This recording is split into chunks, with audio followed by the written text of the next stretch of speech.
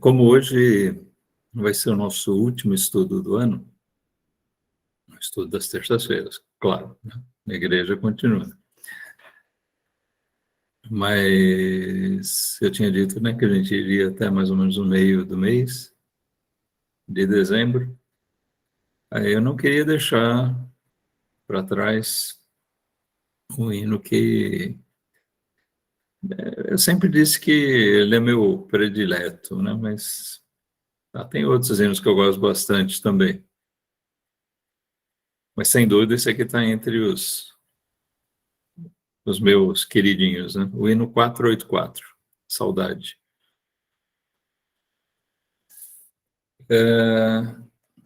Esse hino, ele tem uma melodia bonita e casa bem com a letra, né? Aquela coisa, aquela combinação perfeita. Realmente parece que move a gente a um sentimento de saudade. A palavra saudade é interessante, né? Dizem que é uma palavra que só existe na língua portuguesa. Não existe assim uma palavra em outros idiomas com o sentido exato dela. Ainda outro dia a gente estava conversando sobre isso na classe de varões, surgiu esse assunto, a gente estava falando sobre a gramática na Bíblia.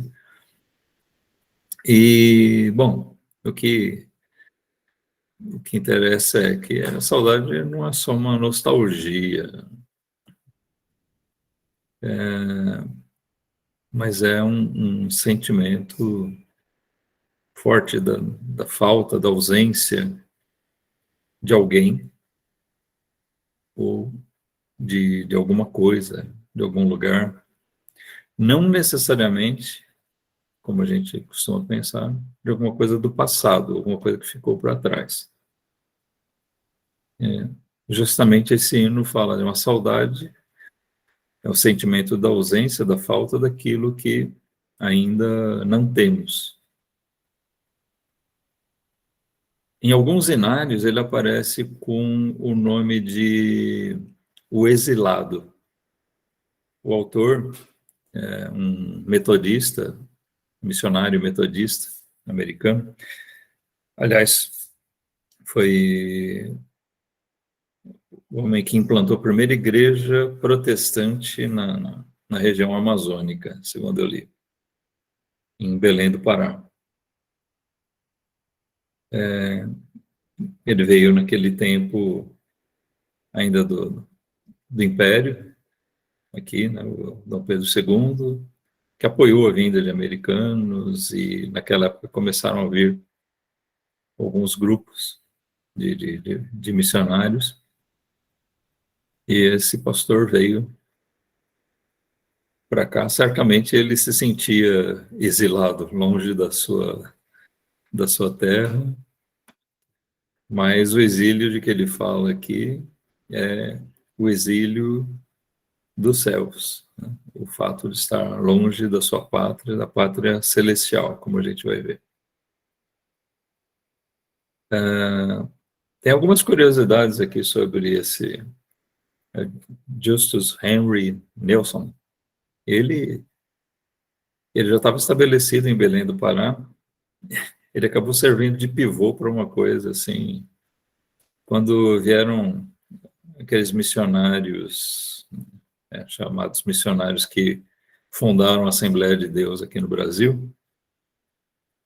Eram dois suecos, né? O Daniel Berg e o Gunnar Wingren. Eles eram suecos, mas passaram pelos Estados Unidos, foram impregnados ali do movimento da Rua Azusa, do movimento pentecostal.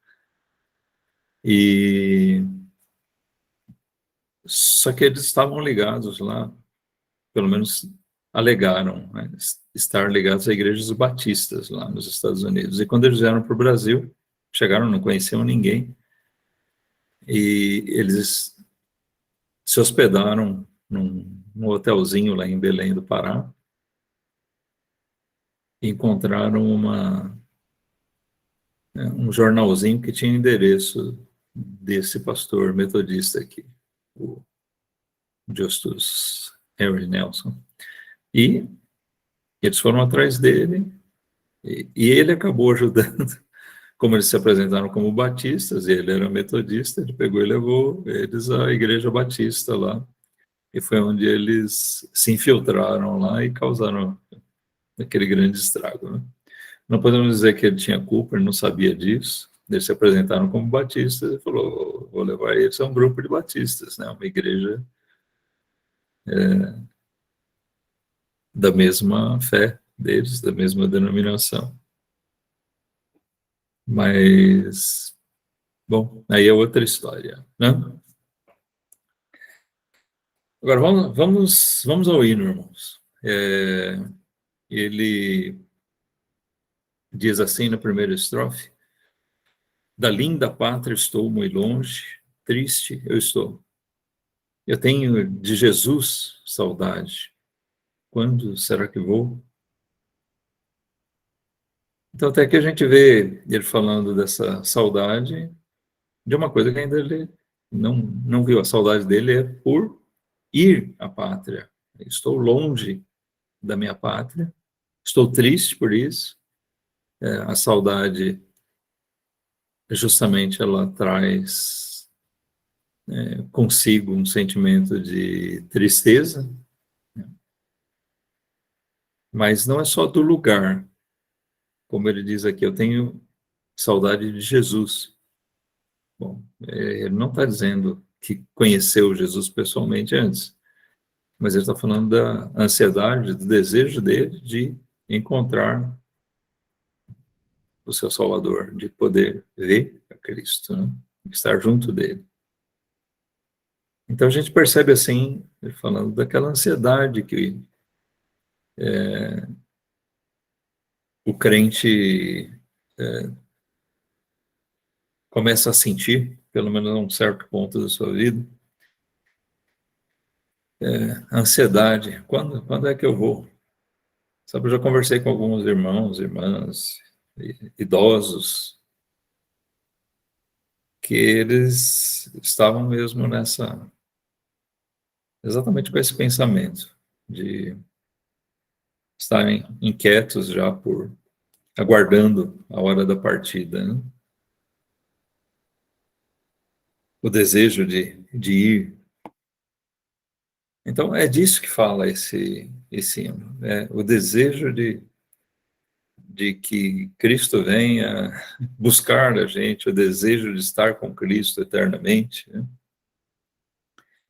É aquele desejo que o crente sente atrelado ao que Jesus ensinou,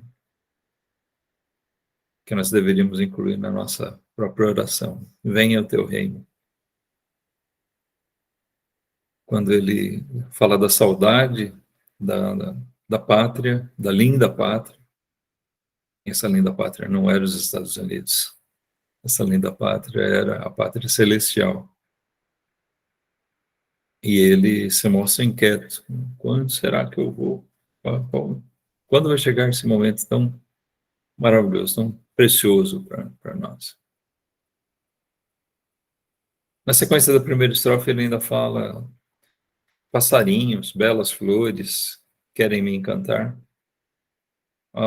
Vãos terrestres esplendores, não quero aqui ficar. Então, ele toma, assim, um ar de poesia mesmo, né? Coisas bonitas aqui dessa vida. Passarinhos, flores, né? Coisas bonitas da natureza. Não são coisas pecaminosas. Então a gente percebe que isso aqui, esse é um desapego do mundo. Ele diz, não, eu não quero ficar aqui. Essas coisas querem me encantar, no sentido que elas querem me convencer a me apegar a essa vida aqui, a esse mundo. Então, não é só naquele sentido de que João fala, não ameis o mundo, nem o que no mundo há, né? Porque ali João está falando mesmo de um aspecto assim carnal, nosso apego às coisas dessa vida, os deleites, os prazeres. Mas aqui o autor do hino toma coisas assim, criadas por Deus, coisas realmente bonitas, maravilhosas, né? A gente vai observando as coisas chamadas da natureza e as coisas que Deus criou, e a gente vê coisas tão bonitas, tão perfeitas, tão maravilhosas, que elas podem até querer nos encantar. É uma coisa que a gente deve tomar cuidado, irmãos, porque o, as coisas eternas, espirituais, a gente não vê. Então, é saudável para o crente ele procurar mentalizar, imaginar, exercitar até seu sentimento de curiosidade, né, no desejo de conhecer as coisas que Deus preparou para nós na eternidade, porque o que a Bíblia afirma é que, de certa forma, até é indescritível para nós essas coisas, porque elas são muito mais perfeitas, muito melhores do que tudo que a gente vê aqui. Então, mesmo as coisas bonitas que a gente encontra aqui, dessa vida, sem dúvida, não é condenável a gente ter prazer em certas coisas aqui. A gente desfrutar de coisas da natureza, arte, não tem nada pecaminoso nisso, né? Desde que seja uma coisa que não fira a moral ou os preceitos de Deus, né? Que traga aí idolatria, coisas assim. Mas essas coisas todas, é lícito que a gente desfrute delas, que a gente, né, curta essas coisas, mas não podemos, assim, nos apegar tanto a elas que realmente elas nos encantem. A palavra encantar aqui entra no sentido de seduzir, né?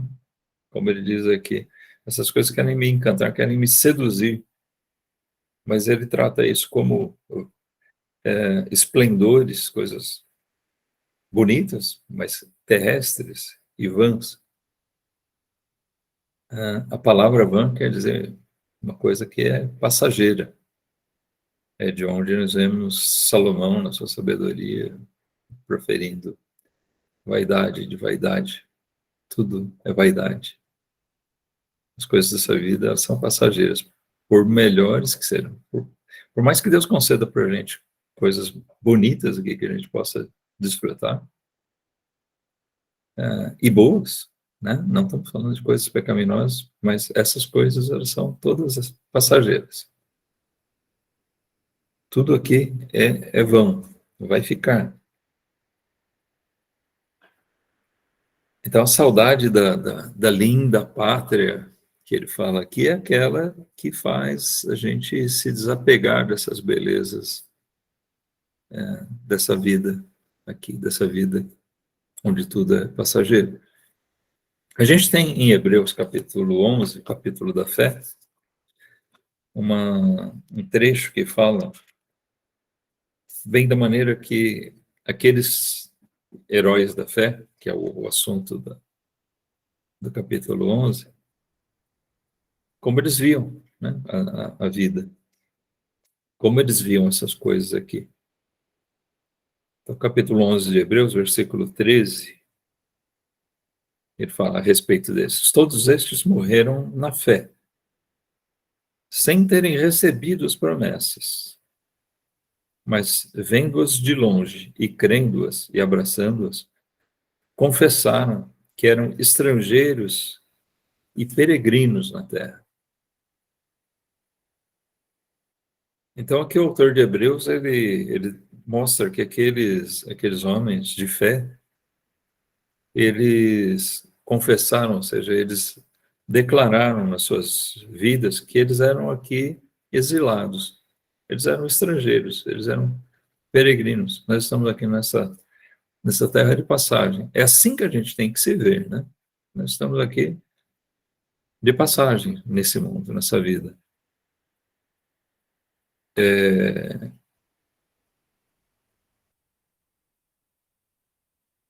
nós estamos a caminho da, da nossa pátria, além da pátria celestial.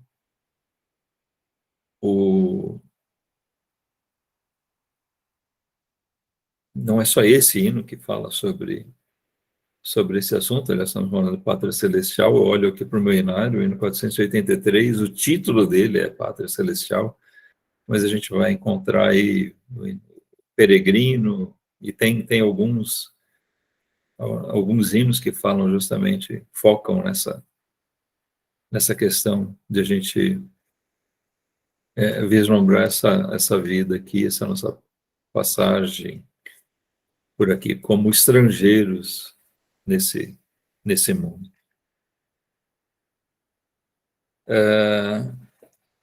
Mas aqui, seguindo no texto de Hebreus 11, ele fala ainda no versículo 14, na sequência. Porque os que isto dizem claramente mostram que buscam uma pátria, um lugar que é seu. Uma pátria realmente é aquele lugar a que nós pertencemos. E se, na verdade, se lembrassem daquela de onde haviam saído, teriam oportunidade de tornar, de voltar. Mas agora desejam uma melhor, isto é, a celestial, a pátria celestial. Por isso também Deus não se envergonha deles de se chamar seu Deus, porque já lhes preparou uma cidade. Já preparou para eles um lugar para ser realmente o seu lugar. Depois aqui ele vai voltar a falar sobre Abraão, mas já tinha citado antes, e aqui ele passa a discorrer novamente sobre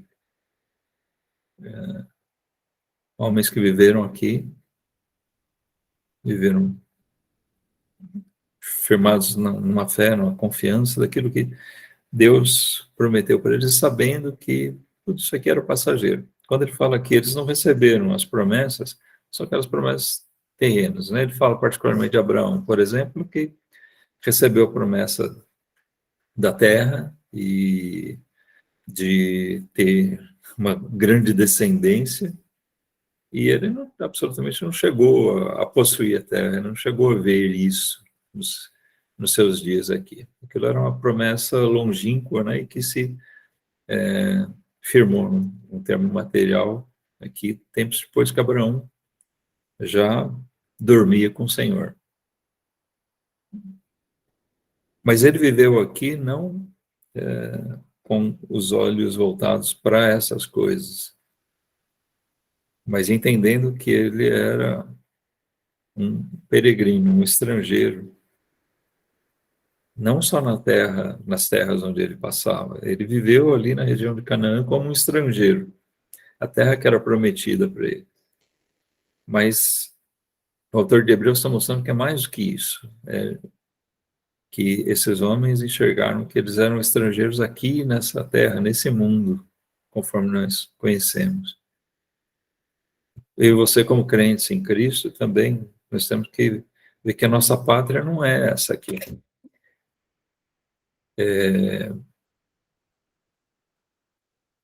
Não há nada de errado também em a gente ser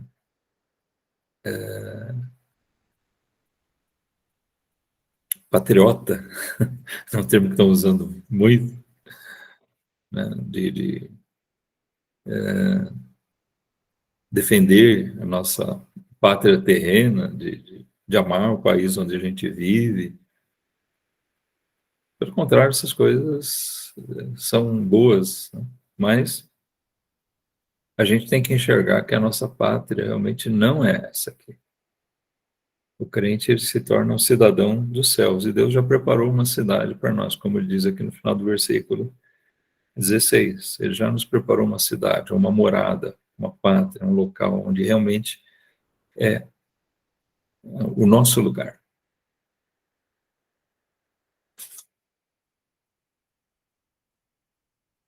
Na segunda estrofe, ele diz assim, olha, Jesus me deu fiel promessa, vem me buscar. Meu coração está com pressa eu quero ao céu voar. Então, aqui ele fala de algumas coisas, né? A primeira, a promessa de Jesus, de voltar para buscar o seu povo, e quando ele fala que eu quero ao céu voar, ele faz uma referência direta assim, ao arrebatamento, né? Coisas que a gente encontra nas Escrituras. Jesus fez essa promessa bem explícita, a gente lê em João 14:3, Jesus dizendo assim: e quando eu for e vos preparar lugar, virei outra vez e vos levarei para mim mesmo, para que onde eu estiver estejais vós também. Então nós temos uma promessa fiel de Jesus, verdadeira. Se alguém não, né, se diz cristão, mas não confiar nessa promessa aqui, não é um cristão. Ele duvidar da palavra de Jesus, achar que ele poderia mentir, né?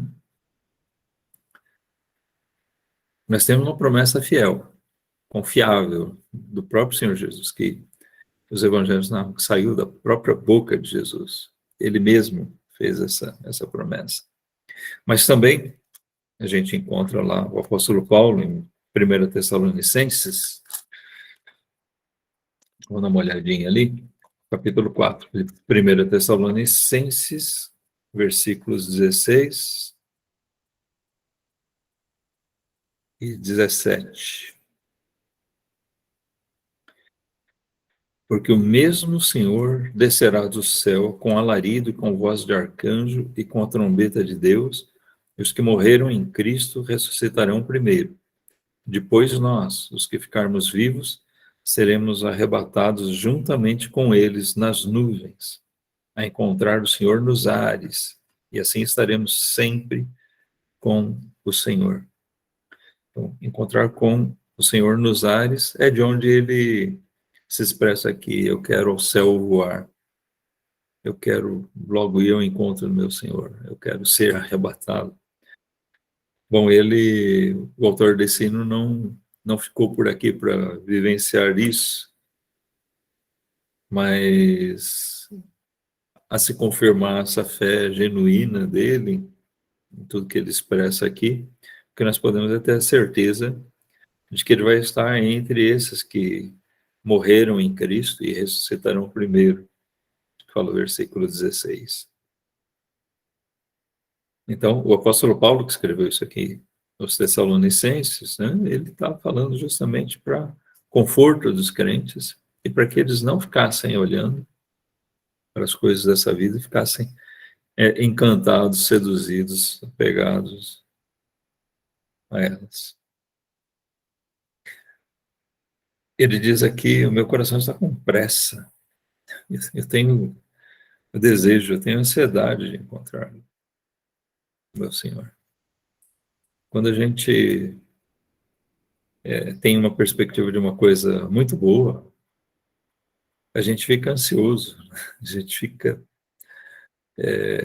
desejoso de que chegue aquele momento logo, que a gente possa estar naquele lugar, que a gente possa estar com aquela pessoa. Isso em termos humanos até, né? Às vezes uma pessoa muito querida nossa, que a gente esteja com saudade, e surge aquela oportunidade de estar juntos, de reencontrar, de rever aquela pessoa, né? E a gente passa até aquela sensação de ter pressa que o tempo passe para chegar aquele dia, aquela hora de a gente poder estar reunido, estar junto com aquela pessoa ou aquelas pessoas. Mas o nosso sentimento deve ser esse também com a pessoa de Jesus.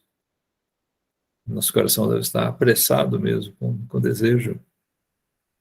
Ah, pode ter muita coisa boa aqui, mas essas coisas aqui não vão me seduzir, porque o que me espera é uma coisa muito melhor. Eu quero estar com Cristo. Ainda na segunda estrofe, ele fala na segunda parte: meus pecados são muito grandes e culpado sou. Então ele confessa, ele reconhece a culpabilidade dele, né? Nossa culpa como pecadores,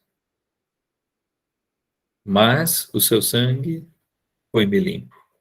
O sangue de Cristo nos purifica de todo pecado. E é por isso que nós podemos dizer, para a pátria vou. A relação que ele faz aqui entre a justificação é porque ir para a pátria é uma coisa, essa pátria celestial é uma coisa que está reservada só para aqueles que foram purificados no sangue de Cristo, aqueles que creram, que confiaram mesmo de todo o coração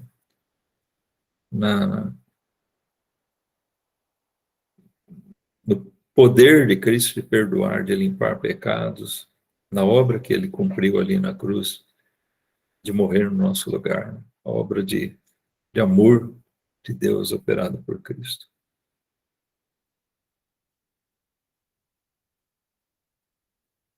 Partindo para a terceira estrofe, ele diz assim: qual filho, ou como um filho saudoso do seu lar, eu quero ir. Aquela vontade de voltar para casa, de estar na nossa casa, de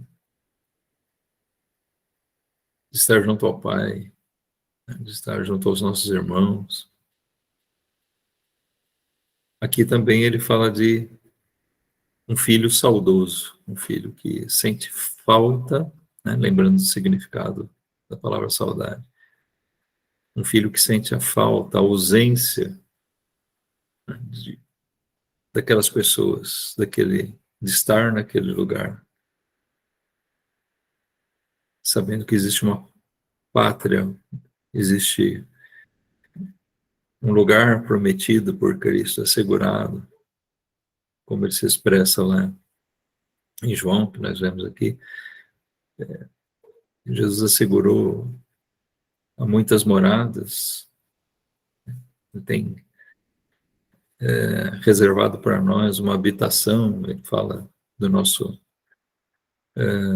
corpo, na verdade, corpo glorificado, celestial, mas é aquilo que nós vamos desfrutar, né, estando na presença de Deus, né? Estando na presença do Senhor. Tudo vai se consumar ainda quando Cristo voltar com os salvos e vão ser ressuscitados em glória, como a gente lê aqui em Tessalonicenses. Mas para nós já é vitória mesmo quando o crente morre, ele parte desse mundo que ele vai estar junto a Deus, ele vai estar, como Jesus prometeu para aquele ladrão convertido ali na cruz, que ele estaria no reino naquele mesmo dia. Então, o crente partindo aqui, ele vai estar no reino, de certa forma, já, né, estando com Deus, estando junto a Ele, nós já vamos estar na nossa pátria. O nosso lugar é junto de Deus, nosso lugar é junto com Cristo, e onde Ele estiver é a nossa pátria. Seja nos céus, seja quando Ele estabelecer seu reino aqui na terra. Mas então, ele diz, voltando aqui para a estrofe do hino, qual filho de seu lar saudoso eu quero ir, qual passarinho para o ninho eu quero ao céu subir. Como um passarinho voa para o seu ninho, eu quero ir logo voando. Sua vinda ao mundo é certa.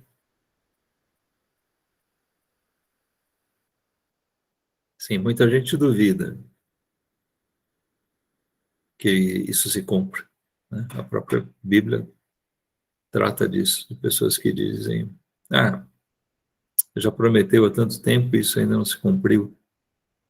Jesus disse que ia voltar breve e já se vão aí quase 2000 anos, ele não voltou, isso nunca vai acontecer. Mas o crente, ele tem essa certeza, a vinda de Cristo ao mundo é certa, porque ele prometeu. Assim como ele veio a primeira vez,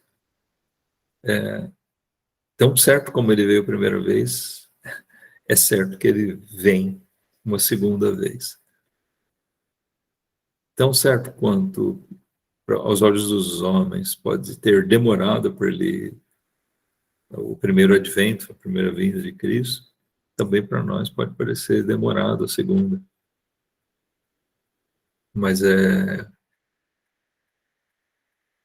tudo certo, líquido e certo, conforme o cumprimento das Escrituras, da palavra de Deus. Sua vinda ao mundo é certa. Quando? Não sei. Mas ele me achará alerta e para o céu irei. Eu achei interessante e bom que o autor tenha dito isso. A vinda de Cristo, a volta dele é certa. Mas nós não sabemos quando isso vai acontecer, né? E Jesus mesmo disse o seguinte, lá em Mateus 24, 36, capítulo 24 de Mateus, né? É o capítulo onde nós encontramos o sermão profético. Então, Jesus diz assim no versículo 36, mas daquele dia e hora ninguém sabe, nem os anjos do céu, mas unicamente meu Pai. Falando a respeito da ocasião da volta dele. Ele estava justamente dizendo que ele voltaria. Mas aquele dia e hora ninguém sabe. É um pecado grosseiro cometido por muitos homens aí ao longo da história de tentar criar fórmulas matemáticas para determinar, para adivinhar quando Jesus vai voltar. Então nós vemos aí, né, grupos como os adventistas, mas tem outros grupos, né? Até os adventistas eles tomam esse nome justamente por causa da fé deles estar centralizada nessa questão. Eles falam muito no advento, na volta à segunda vinda de Cristo. Não há mal de falar nisso, mas o problema é que eles incorreram no erro de querer prognosticar, né? Querer adivinhar quando isso ia acontecer. E pior ainda, que errando várias vezes os cálculos, eles acabaram criando uma falsa doutrina dizendo que Jesus já veio espiritualmente. Que eles só erraram porque não tinham entendido que eram duas vindas, né? Uma invisível, e ele já veio invisivelmente, ele está ali agora fazendo uma obra ainda nos ares, até que ele vá voltar fisicamente. A Bíblia não fala sobre esses estágios, não. A Bíblia fala que Jesus vai voltar. E todo olho verá. O que basta para a gente é ter a firme certeza de que isso vai se cumprir. A vinda dele é certa ao mundo. Essa fé é que nós temos que ter. Quando? Eu não sei, não preciso saber, não preciso adivinhar. O que cabe, o que compete a nós, peregrinos, a nós que estamos aqui aguardando a linda pátria celestial, o que cabe a gente é aguardar alerta, fielmente. Nesse mesmo capítulo 24 de Mateus, que a gente leu o versículo 36, no versículo 42, Jesus disse ainda o seguinte: vigiai, pois, porque não sabeis a que hora há de vir o vosso Senhor. Vigie, fique alerta. Onde nós lemos aqui, na última linha desse, eu não sei quando ele vem, mas ele me achará alerta. E eu tenho certeza que eu vou para o céu. Para o céu irei. Que a gente possa ser achado alerta mesmo, com essa mesma saudade, esse mesmo desejo de desse dia glorioso de encontrar nosso Senhor, nosso Salvador. de Ele vir nos buscar, de nós estarmos na glória eterna com Ele. Ali é a nossa pátria. Esse mundo aqui tem muita coisa ruim, consequência do pecado.